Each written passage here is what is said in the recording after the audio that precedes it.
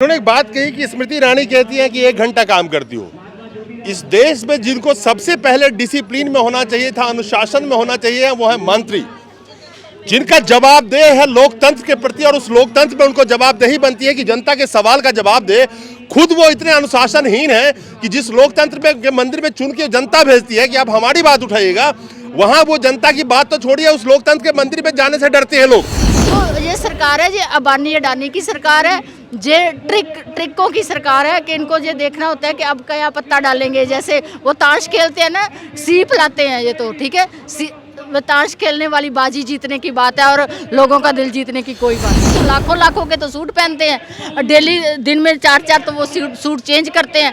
तो अब उनको, वो गरीब के बच्चे नहीं है, वो अंबानी अडानी के बच्चे हैं, वो उनके लिए ही काम करते हैं, गरीब के लिए वो काम नहीं करते हैं। हाँ, अब आएंगे, लोगों को नारा देंगे। काम के अलावा तो अगर मोदी जी की रैली हो जाए तो 10 औरतों लेकर भी लेके आना है, और नहीं पहुंचे तो तुम्हारी नौकरी खत्म। बिल्कुल बिल्कुल। भैया नेता के रैली के लिए भी इनको इकट्ठा करना पड़ता है। कई आंगनबाड़ी वर्करों से मेरी बात हुई है। मैं सीधी सी एक सवाल पूछता हूँ कि अगर आपकी बात नहीं सुनी गई, बोला बड़ा अच्छा है, लेकिन अब आप ही नहीं, क्या जनता को समझ में आने लगा है कि जो वोट की राजनीति है, मंदिर मस्जिद धर्म, यानी कि डिवाइड एंड रूल, ये अब आप लोगों को भी समझ में आ रहा है कि यही राजनीति चल रही है, हमारी बातें नहीं होती हैं। मुद्दे जो बेरोजगारी हो, आपकी आर्थिक महिलाओं को पूजा जाता है, भारत माता की हम जय बोलते हैं, देवी के समान दर्जा दिया जाता है। जब दशहरा आता है तो कन्या खिलाते हैं आप, लेकिन सिर्फ कन्या खिला के उसके चरण छूने से नहीं, उन कन्या का हिफाजत करना भी, जिनको हम सत्ता सौंपते हैं, उनका काम है। और उन महिलाओं को जिनको आप देवी कहते हैं, उन पे अगर कोई भी अत्याचार हो रहा हो, चाहे आर्थिक हो चाहे शारीरिक हो, उस पे भी। दोस्तों नमस्कार। जिस तरह से मणिपुर में महिलाओं के ऊपर शारीरिक अत्याचार, लेकिन भारत की जो महिलाएं मेरे साथ खड़ी हैं, जो आंगनबाड़ी में काम करती हैं, इनके ऊपर आर्थिक अत्याचार।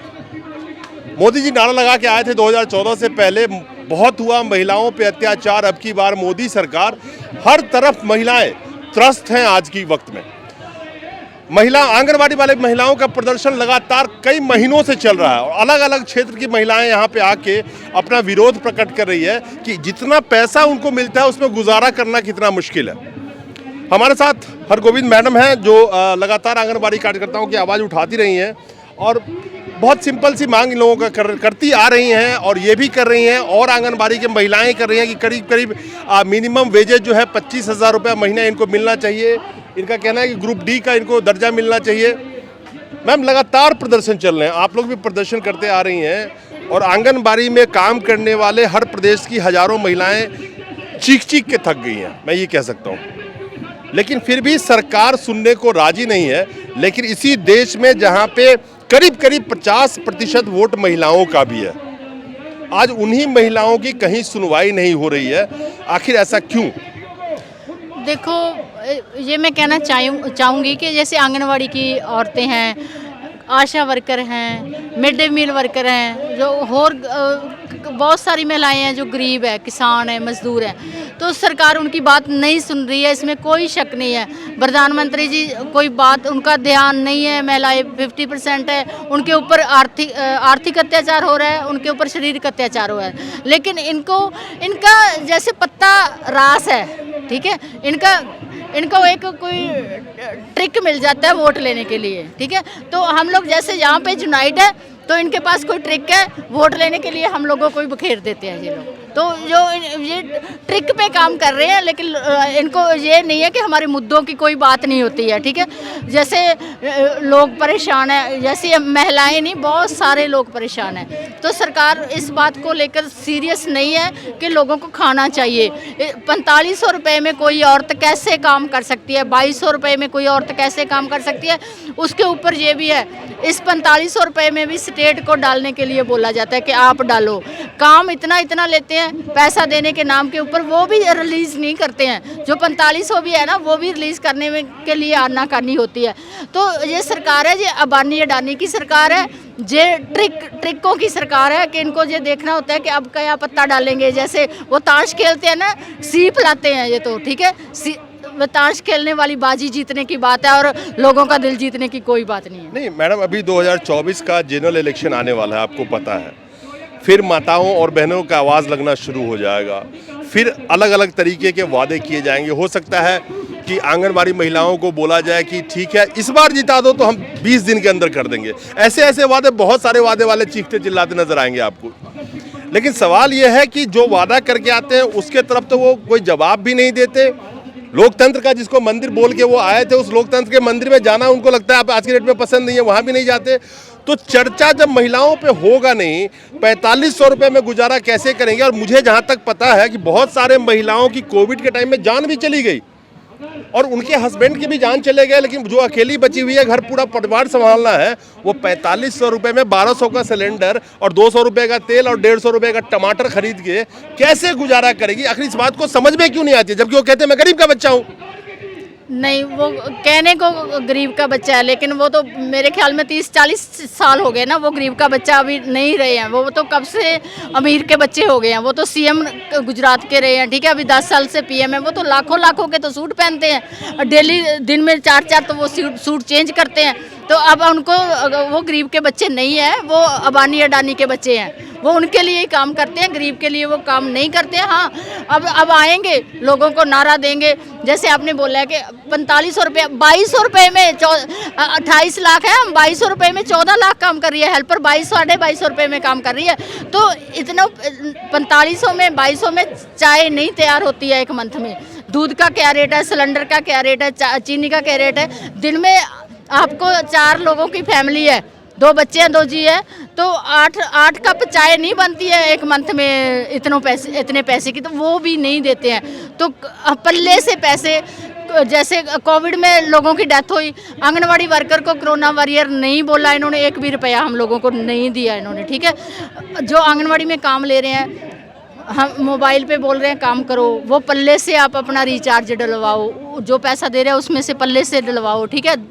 जो जो वर्दी है, जैसे ड्रेस पहन के रखो, 1000 रुपया 1 साल का ड्रेस का पैसा है। तो कौन सा सूट है जो 1000 का सूट 1 साल चलेगा, नहीं चलता। तो एक सूट 500-600 का एक सूट है, कम से कम आता है, तो वो उसको डेली आप पहनोगे तो 3-4 महीने में ख़त्म हो जाएगा।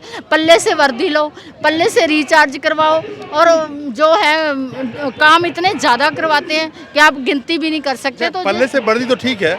अभी बहुत सारे आंगनबाड़ी महिलाओं से मेरी बात हुई थी, वो कहती हैं काम के अलावा तो अगर मोदी जी की रैली हो जाए तो 10 औरतों भी लेके आना है, और नहीं पहुंचे तो तुम्हारी नौकरी खत्म। बिल्कुल बिल्कुल, बहुत सारी स्टेट्स में ये भी चल रहा है, प्रदेशों में, कि आप भीड़ इकट्ठा करने के लिए आंगनवाड़ी वर्कर को चूज़ कर रहे हैं कि औरतों को भी लेकर आओ, और आशा वर्कर को भी बोलते हैं, सबको बोलते हैं कि हम लोग आ रहे हैं, आप सब लोगों को इकट्ठा करके लाओ, अगर नहीं ला पाओगे तो आपको नौकरी से निकाल। नौकरी तो है ही नहीं है ना, सोशल वर्क है। स्मृति ईरानी तो बोल रही है आप 1 घंटा काम करते हो, ठीक है।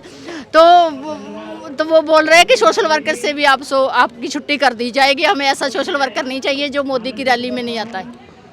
इन्होंने एक बात कही कि स्मृति ईरानी कहती हैं कि 1 घंटा काम करती हो।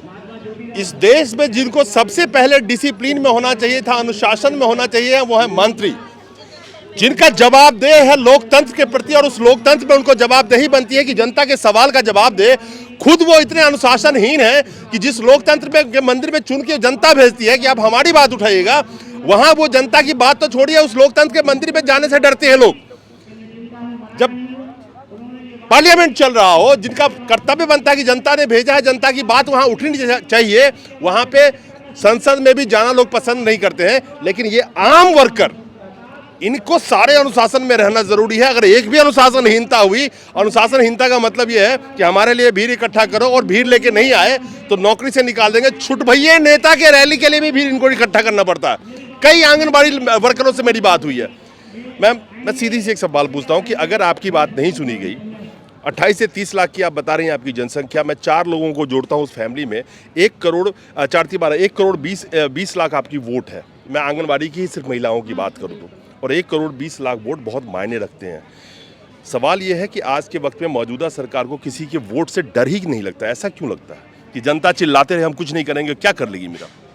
देखो, जैसे आपने पहले सवाल किया, अभी वही सवाल है, फर्स्ट वाला भी वही यही है कि इनको हमारी वोट के लिए पेलना नहीं पड़ रहा है। हमारी पहले तो जनता जनार्दन होती थी, जनता बात करती थी तो वो सुनते थे ये कि जनता जनार्दन है, इनकी बात सुनो। अब इनके लिए जनता जनार्दन नहीं रही है, इनके पास बहुत सारे पैंतड़े हैं, लोगों को बिखेरने के लिए, ठीक है। वो ऐसे ऐसे पैंतड़े लाते हैं, ऐसे ऐसे नए नई, जैसे कोई ऐसा पत्ता फेंकेंगे, जैसे मैं दोबारा फिर कह रही हूँ कि हम लोगों को वो भूल जाएगा कि हम आंगनवाड़ी वर्कर है। वो ये हिंदू है, ये मुसलमान है, ये सिख है, ये ईसाई है, आंगनवाड़ी वर्कर नहीं रहेगी। मैं मुंह से नहीं कहना चाहता था, आपने खुद बोला बड़ा अच्छा है, लेकिन अब आप ही नहीं, क्या जनता को समझ में आने लगा है कि जो वोट की राजनीति है, मंदिर मस्जिद धर्म, यानी कि डिवाइड एंड रूल, ये अब आप लोगों को भी समझ में आ रहा है कि यही राजनीति चल रही है, हमारी बातें नहीं होती है। मुद्दे जो बेरोजगारी हो, आपकी आर्थिक स्थिति हो, महिलाओं का स्थिति हो, चाहे आप किसी भी मुद्दे को, जो जनता से जुड़े मुद्दे हैं, महंगाई की बात कर लें, वो मुद्दे ना होके आज के वक्त में डिवाइड एंड रूल की राजनीति पे वोट जनता देगी इस बार।